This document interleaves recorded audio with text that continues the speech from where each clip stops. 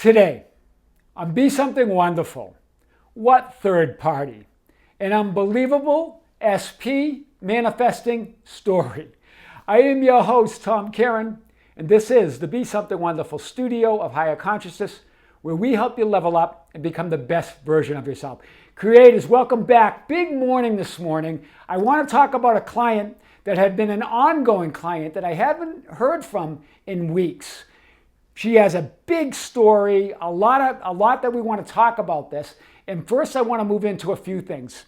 First thing I want to talk about is that a week from Sunday on the Be Something Wonderful membership channel, we're going to have a live stream on March 19th at 9 a.m. Pacific Standard Time. This is tentative. I will confirm it. This is for the membership channel. If you remember, we had one live stream. The last one was for the public channel, and the one before that was for the membership channel. Now we're back to the membership channel. So the first thing I want to talk about today is a comment on the channel from one of our subscribers that said, that quoted me from another video. And this is what he said. He said, trying and struggling, put your attention on non-fulfillment. This is his quoting of what I said in another video. And then he said, well, then he came to this conclusion, this assumption, based on this video, based on me saying that trying and struggling, put your attention on non-fulfillment. He goes, then that means I should stop watching channels like these. I was wondering about that contradiction. Do you hear this? So he's assuming from what I said here, trying and struggling, put your attention on non-fulfillment, that he should stop watching YouTube channels or stop learning more about metaphysics or whatever that is. Remember, there are no contradictions. You created that entire contradiction by your assumption. You saying that's like saying that I want to be a writer or an actor, so I shouldn't read books or watch movies. Do you see it? One has nothing to do with the other. You're creating the resistance. You're creating the contradiction within. You're creating the struggling and trying. We're not talking about things that you do or don't do physically. We're talking about the trying and struggling on the mental plane. Trying and struggling is mental, right? It's what you do or don't do is a manifestation. Give up the mental struggling and trying. Think, when you say trying, when you say I'm not going to watch those YouTube channels, you're saying now you're trying not to watch. You're still struggling mentally with it. It doesn't matter what you do or don't do physically in physical action. It matters where you are mentally, and you're creating that entire contradiction, right? If you want to be a writer, there's nothing wrong with reading books. If you want to be an actor, there's nothing wrong with watching movies. Right? It's all coming from you. You create the contradiction. That's really where I wanted to start. Now, today's video about this SP manifesting story, unbelievable, because it feels unbelievable to her. So I just want to say, before I get into this, this is not a message of manifesting your desire or something better. I know that there are gurus and teachers that say it's about manifesting what you want, or if you don't get that, something better. We're not talking about that. You can be, do, or have whatever you want. It's never about modifying your desire or giving up on a desire in the hopes of getting something better. It's not about that. It's not about manifesting what's meant to be. Meaning, it must have been meant to be. This story is going to feel like it was meant to be. Or that she was manifesting, she got something better than what she wanted. It's none of that. And it's not about manifesting your soulmate. Like there's a specific person for you and that it's your higher self that led you to it. And it's none about that, right? You're an infinite multidimensional being. Everyone is your soulmate on some plane of existence. Do you hear this? It's not any of that. What is it about then? It's about taking a stand in fulfillment. Assuming that at every moment, things are working out for you and that it's the perfect unfolding. That's where you are. Where you are, total and absolute fulfillment is, period. Hear this. Where you stand in your assumptions, where you stand in consciousness, total and absolute fulfillment is there. So this story is about her standing in fulfillment, right? And it's going to seem like you're going to come up with all these other reasons why that happened. right? But the key is she stood in her assumption, in her fulfillment. So let's get to it and unpack it like we never have before. So the one thing I want to say, and this is what I had said to her when we had met, right? That the situation was that she had an SP, right? And this SP was with a third party. So a third party involved. Already the obstacles and the walls of 3D conditions seem huge. And then they were getting engaged and probably married.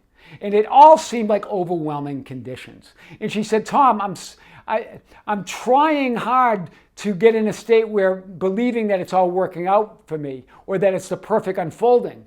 But the circumstances of this third party seem overwhelming for me to stay there. And what did I say? What was our conversation was stop trying to see that everything is working out for you and know, right? And know that it's the perfect unfolding and instead make it your only reality. In other words, stop trying to see that everything's working out for you. Stop trying to know that it's the perfect unfolding and move to make it your only reality. In other words, your only reality is everything's working out for me. Everything is unfolding perfect. Make that your only reality, not a reality of trying to get there. Not a reality of looking at 3D conditions and trying to know that it's the perfect unfolding, knowing that that's your only reality. In other words, take a metaphysical stand in your assumption that it's the only reality, period. Do you hear this? How do I know it's the perfect unfolding? That was one of her questions. Because you say so. Because you assume so. Because you put your foot down in the middle of unwanted conditions and declared your desired imagined reality. Do you hear the power in that? That's where she finally moved to, right? And remember that she started out the conversation in this follow-up session apologizing. She didn't need to. She goes, I was really difficult with you and I was really hard on you. But guys, I get it. I get the frustration, right? And she was going through all of this, looking at those conditions, getting frustrated with it. But how do you know it's the perfect unfolding? How do you know everything's working out for you? Because you say so, because you are reality. You are source, because you assume so, because you put your foot down in the middle of unwanted conditions and you declare your desire to imagine end. That's what she did, right? This client said, you know, when we were meeting for our first few sessions, I just can't get past the 3D conditions of the third party. Remember, that just pulls your attention off your desired outcome. Forget the third party. Put your foot down in that assumption of fulfillment, that you are in a loving, beautiful relationship, right? Put your foot down in that. Stop efforting and trying to and declare it all as the perfect unfolding. Stop efforting to make it the perfect unfolding. Stop trying to get there and declare it. Imagine yourself with friends or at home alone, relaxing, thinking to yourself, everything really is perfect. It really is working out for me. Something like that is what we discussed. Right? And then there was a point where she really got frustrated, right? Tom, it's not working. I wish I never, and I bleeped this, I wish I never bleeped learn the law. Right? This is why in this session, this was weeks ago now, this is why in this session she started out by apologizing. She didn't have to. I understood this. I get it. Right? And what did I say to her? I said, that's the messy middle. That's your lower mind. Presenting the facts, right? That you must remain limited, you must remain small and without your desires. That's all that is. This idea that it's not working, that you wish you never blank learned the law, right? That's your small mind. That's just trying to convince you to modify your desires, to not be who you want to be, to not have what you want to have, right? You rise above it by declaring it, by putting your foot down. So fast forward to a few months later, he's getting married to a third party. And so in our session, now we're weeks later, we're months later now, and she pauses, right? So I'm with her in this session.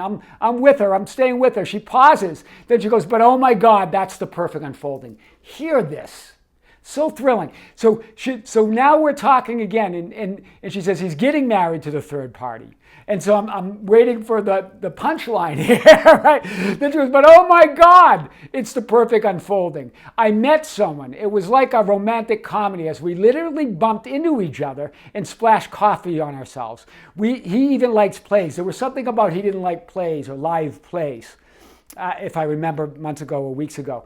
And she goes, it's unbelievable, right? And remember, I want to get back to the Neville Goddard teachings when he talks about Joshua and talks about the walls of Jericho, right? And when God says to Joshua, every place that the sole of your foot will tread upon, I have given you.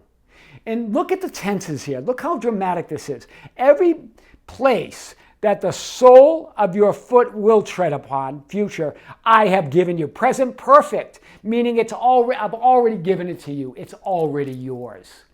That's powerful. That's what we're talking about. You're just simply assuming what's already yours. It's yours, right? The walls of Jericho crumble when you stand in that center of knowing, of consciousness, of your assumption that it's already yours. Right? And how do you know? Because anywhere you put your foot, that you will put your foot, it's already been given to you. It's already yours. You're just declaring it. That's powerful. So, and Neville Goddard says, with this story of the walls of Jericho, and I put a link in the description because there was a video where I really unpacked it. And I'm not going to unpack it like in that video, but you can go to that video to learn that unpacking of the walls of Jericho. It seemed physically impossible for Joshua to get beyond these massive walls and stand upon the city of Jericho. Neville Goddard. Do you see it? It seems physically impossible to get past that idea of a third party. That idea that they may get engaged, that they may get married. It seemed impossible. That the walls are massive. The 3D conditions look massive. They look real. They look solid. Right? The physical walls of Jericho represent the so-called insurmountable 3D conditions and circumstances. Third party, can't get past that. Can't get past that wall, right? The city of Jericho is your imagined end, your assumed ideal reality. What is that? In her case, it was just fulfillment, the fulfillment of a beautiful relationship. Yes, it was with that SP is what she wanted, right? But more important that the real wish, the real desire was that fulfillment. She started moving, instead of focusing on the third party, instead of focusing on him with the third party, she started moving and assuming that she's in absolute fulfillment, that she's in a loving relationship. That's what she did, right? And this is what Neville Goddard said with about Joshua. Yet he was driven by the knowledge of the promise that regardless of the barriers and obstacles separating him from his desires, that if he could but stand upon the city, in other words, stand in your assumption, the city of Jericho being your wish fulfilled, being your imagined end, it would be given to him. Because wherever he would put his foot, it was already given. This is what she did. Right? She moved to that assumption. She finally gave up looking at those conditions and moved to that absolute assumption, put her foot down in that assumption, right? And then we have Rahab in the story. Rahab was known as the spy, right? That she sent into the city of Jericho, right? And again, and this is what Neville Goddard says about Rahab in the story. She possesses all and can grant all that man asks for her. In other words, when you go in your imagination, you can have whatever you ask for, whatever you imagine, right? Whatever you create within is yours. And the idea that she travels secretly or quietly into the city is you going within your imagination, forgetting about the walls, going within the city of Jericho, within your imagined end. Do you see that here, right?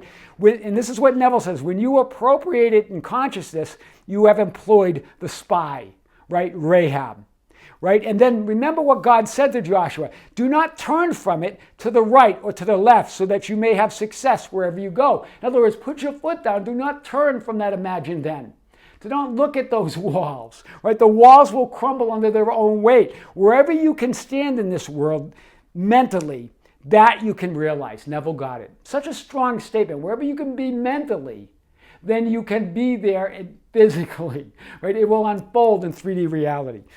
So powerful, this story. So The walls, this is what Neville says, the walls, the obstacles, the problems crumble of their own weight if I can reach the point of stillness within. In other words, if I can move to my assumed end and stay there. If I can move to that conviction and stay there. Forget about the insurmountable conditions and walls of Jericho, right? The third party and all that other stuff. Move to fulfillment and stay there. Go to that conviction, right? Go to your imagined end. Take a stand in your assumption that everything is unfolding perfectly and the so-called insurmountable walls of the 3D facts crumble under their own weight. Right? This is what Neville's talking about. It's not by force. It's not by manipulating. It's not by predicting. It's not by trying to control outcomes. You let it all unfold perfectly. What she did was she stood in the assumption, not trying to stand there, not efforting to stand there. She stood in the assumption that everything's unfolding perfectly, that everything is going her way. Right? That everything is working out for her, right? Stand in that fulfillment and all else shall be added to you, like Scripture says. It's not about what's meant to be, right? Because what happened? Well, that she met somebody else, but that doesn't matter. That doesn't mean that was meant to be, or that she's manifesting something better. It's just about her. It's about fulfillment. It's about her standing in the assumption that everything's working out for her. That's the bigger message here. Right? But I just want to say, it's okay if you feel that some things are meant to be. It's okay if you feel that you're going to manifest your desire of something better. That's all okay. Those spiritual gurus and teachers are not wrong. That's an assumption that you can make if you feel that that's the way it works. If you feel there is a soulmate out there for you, that's okay. There's nothing wrong with any of that. But I'm saying it's bigger than that. What creates it really? What's behind it all? Is your assumption, putting your foot down in that state of consciousness of already being that which you want to be, already having it. That's what makes it there.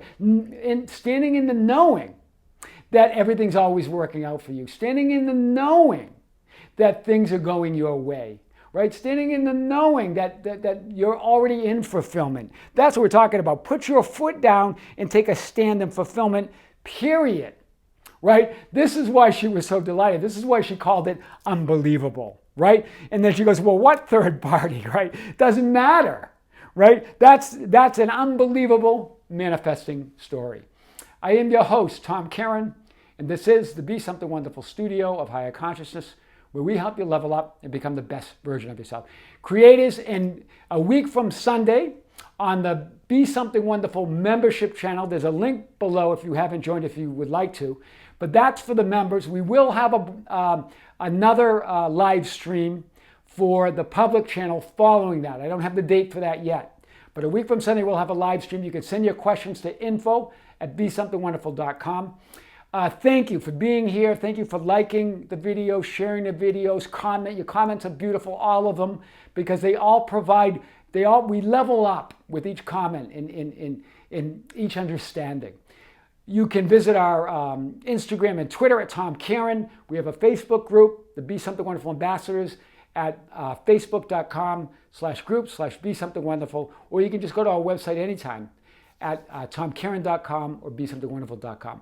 In a few weeks, later this month, we are going to be on the road again. We're going to be visiting the cities of Lima and Cusco, Peru. As some of you may know from reading my memoir and knowing my background, that I was a resident of Peru for several years. So I have a special place in my heart for Peru, especially for Cusco. And we're going to be in Lima and Cusco. We're going to be broadcasting from there. We're going to have a lot of great content from there. So look out for that. Creators, with great love, with great light, and infinite gratitude, we'll see you soon.